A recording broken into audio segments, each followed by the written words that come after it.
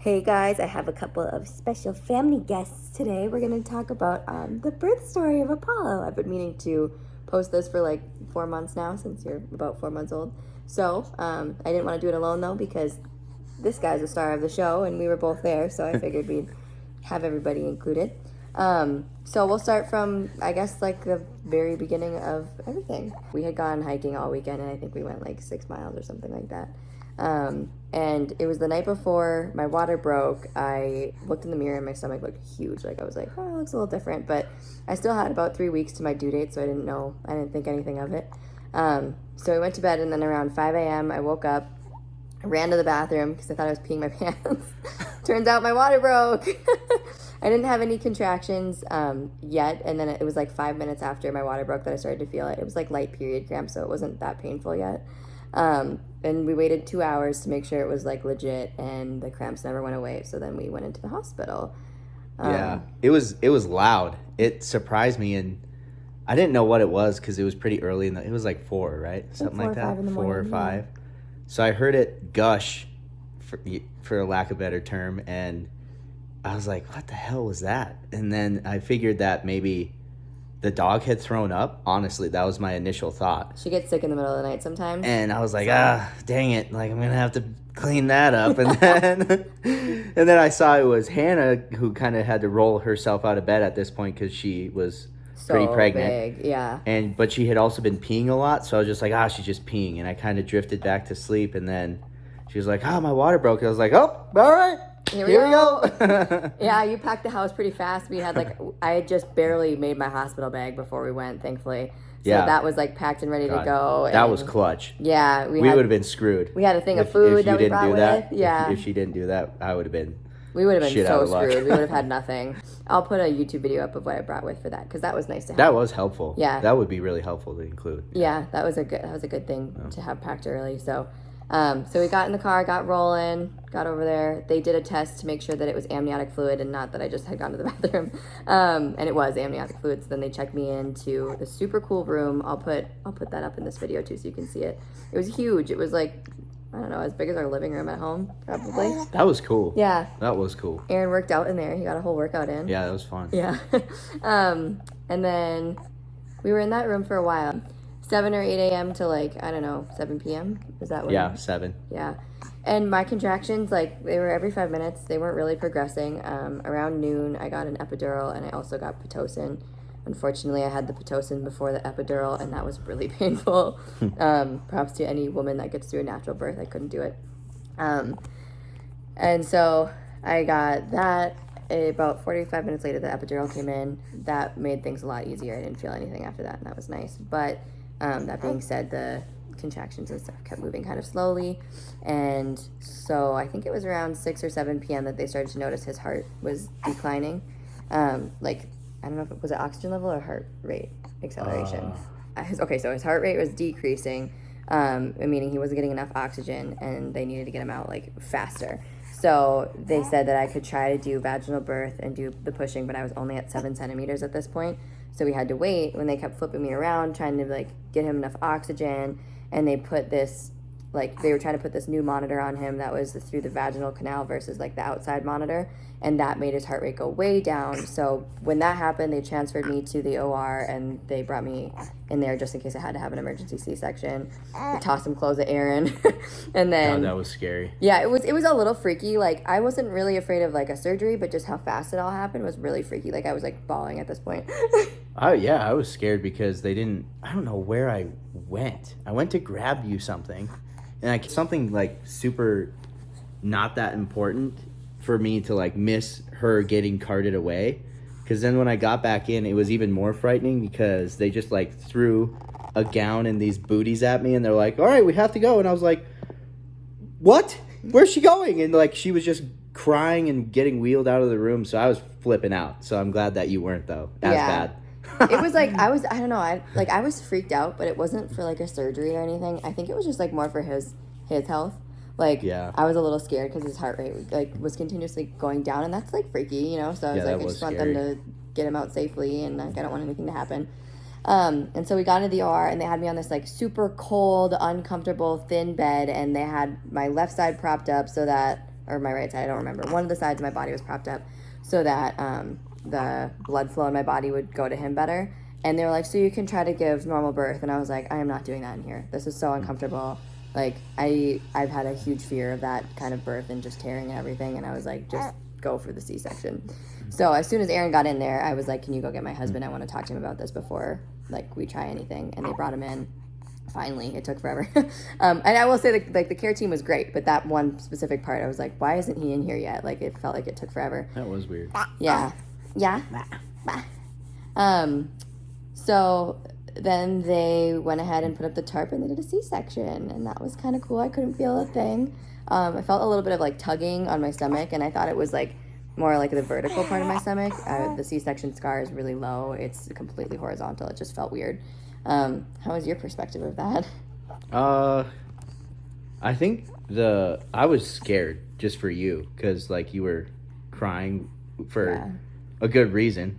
And that's one thing I wanted to mention is shout out to all the moms out there that give birth and carry a child for an entire pregnancy. Like, that's the hardest thing you can do. And being a mom is also the hardest thing you can do. Like, it's pretty badass. Everything that I've been able to witness Hannah go through, like bringing him into the world and being such a good mom and not knowing, like, there's no way you can know exactly what to do.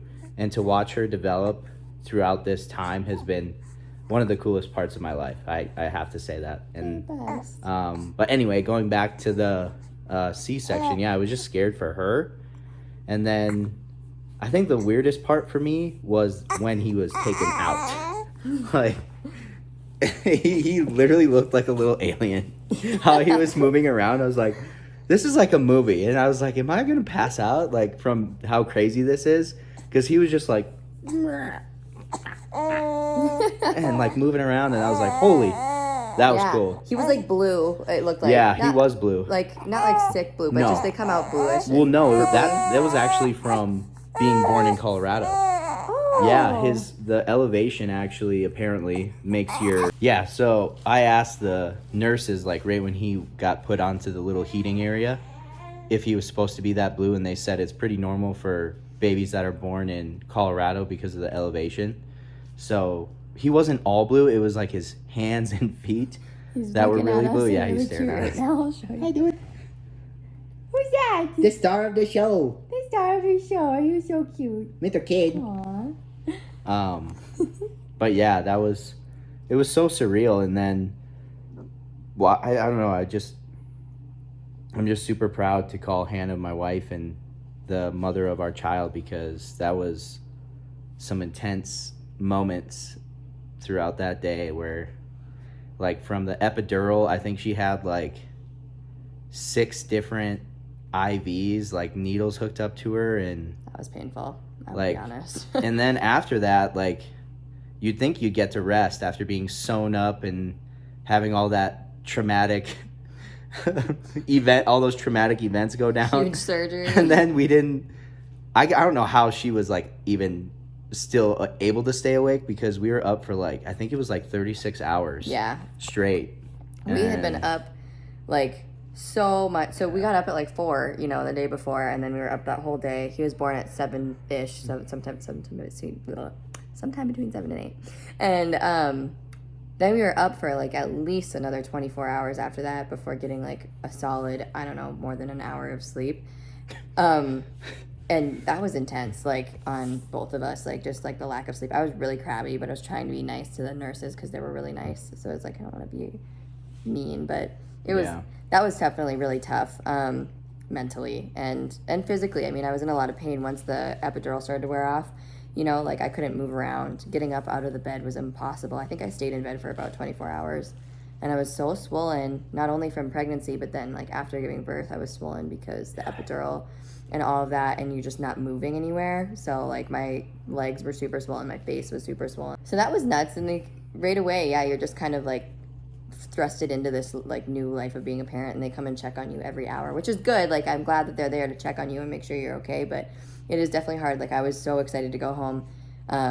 They let us leave a day earlier for a C-section because I recovered well, and I was like, sweet, let's get out of here so we could just sleep a little bit and relax and eat some food and not have people coming in and checking on you. And wanted the IV off more than anything. That was painful because, like, I was basically paralyzed from that epidural from the waist down. And, and, like, holding the baby was hard because I had all these IVs in my arms. Ugh. And it was painful. And so, like, they'd be like, okay, feed the baby. And I'm like, can somebody hold him for me? Like, that was hard, too. So, oh, yeah, I remember that. I forgot about that. yeah. And you were a freaking champ, too. Like, I couldn't get out of bed, so who changed all the diapers and did everything with the baby, brought me the baby, brought me food, you know, like anything. If I needed him, I'd be like, babe, wake him up from a nap to come help me out. And, yeah, you showered me, helped me go to the bathroom. Like, I couldn't have done that without you. Yeah, it definitely is. It's a very beautiful experience. It's crazy. Like, that was easily the craziest thing I've ever seen. It was a really cool day, yeah. Like, it was cool. It was really cool. I'm very grateful for our little family that we have now, and also for our friends and family. Yeah. Like, I mean, one of my really good friends and also boss, Presley, he's always, like, there for us, and I don't know, he was just super supportive throughout the whole thing, and it was just great. Like, they ended up bringing us, like, a shit ton of groceries the day we got back, and, like, all the, like, really nice messages from our family and stuff that just, it was such a fun time. It was a really cool, like, you just know? a few days in a row. I mean, I was in a lot of pain and super out of it. Had I not been in that, I think it would have been more fun for me. Like, I bet you had a lot of fun with all of that. But, yeah, I mean, but it was really cool. I mean, even looking back on it, and our parents, like, your parents came and visited and hung out with us for a while and, like, held the baby so we could nap and stuff like that. that was nice, yeah. My mom watched the dog the whole time we were gone, and she, like, stocked our house with groceries too. And brought some food for us at the hospital and some energy drinks. Yeah. For me, because, like, there was a point where I was like, I can't do this anymore. But, like, he was kind of awake all day and all night, so I was drinking, like, 300 milligrams of caffeine at, like, 2 a.m. to stay awake. Our parents really came in clutch. Yeah, they came in clutch. My dad lives far away as well, and he, like, after the baby shower was over, he went onto my baby registry and got us everything that we didn't already have, which was really sweet, too. Cool. That's really helpful. So we were really lucky. We had a good village around us helping out, making sure we were okay, and I'm so grateful for that, because that would have been really hard without anybody. Yeah. Yeah, what a blessing, really. Yeah, it's crazy. It's a great little baby. It's the coolest thing ever, too, because we always just talked about not really ever having a child. Mm-hmm. And this is hands down my favorite part of life. Like, me too. Being a parent is the coolest thing ever, so. It's so cool. Yeah, we didn't think we were going to have kids at all. And it gives you a much greater appreciation for your significant other. Like, yeah, I don't know, like, Hannah and I have been together now for 6 years, and specifically this year, I've always loved you, but specifically this year, and just watching her be a mom has been, like, I don't know, I just love her with my whole soul now, and it's like, it's crazy. I love you. You know, like, there's just this new elevated level of love for her and everyone in our family, so. Yeah, and I would agree with that, like, as far as you being a dad, it's been really cool to watch you step into that role. Hi, boys. Hang on. Mr. Womp. You don't want to be in the video? Duh. I'm going to finish it out because little mister is a little grumpy, so Dad's walking around with him. But in light of what I was saying, you know, it's been really cool to watch Aaron step into the position of being a dad, too. Like, when the baby was born, he really needed me as mom, so I was here all the time taking care of the baby, and, you know, it was hard to do anything around the house. Apollo really needed to be carried and stuff like that a lot, so Aaron came home from work, and he would work all day long and provide for our family, and then he'd come home and make sure that the house was clean, make sure that I was taken care of, give me food, you know, take care of the baby, do the diaper changes, wake up at night with me. You know, he's a freaking rock star dad, and I'm so lucky to have him. Seriously. I would be so lost without Aaron. He's such a great father, and sometimes I need a break, and he also lets me take care of myself. I feel like I've heard of mothers who have their kids and then they just kind of stop taking care of themselves and only take care of the kids and the house and whatever. And Aaron's made sure that I can go to the gym every day. He's made sure that I can eat healthy. He's made sure that I get out of the house and have some mental health time if I need it. He's really good about that, and I really appreciate that, because I know that not all dads are that awesome. So I'm lucky to have him. Outside of that, birth recovery was it was really hard at first. Like, I was super out of it because I was on, like, pain medications and stuff like that. So the first week was just kind of like there. I kind of was just eating, feeding the baby, sleeping when I could, whatever. And then after about a week and a half, I could walk again. Like without needing somebody to help me get up. I could walk around, but it was slow. It was painful. I couldn't get out of bed. I couldn't get up from a chair on my own. So I had somebody help me. And then I would say around 12 weeks is when I finally felt really good. Still to this day, I'm at 4 months. It feels like a bruise if you touch it, but like there's no pain there. I can do ab exercises. I can work out. I can get up by myself. And so it got a lot easier around 2 weeks even. 3 weeks and 4 weeks, I felt really good again. I wore a little wrap around my stomach too to help, and I felt like that helped heal a lot as well. So that is the birth story. If you guys have any questions, leave them below. I'll answer them.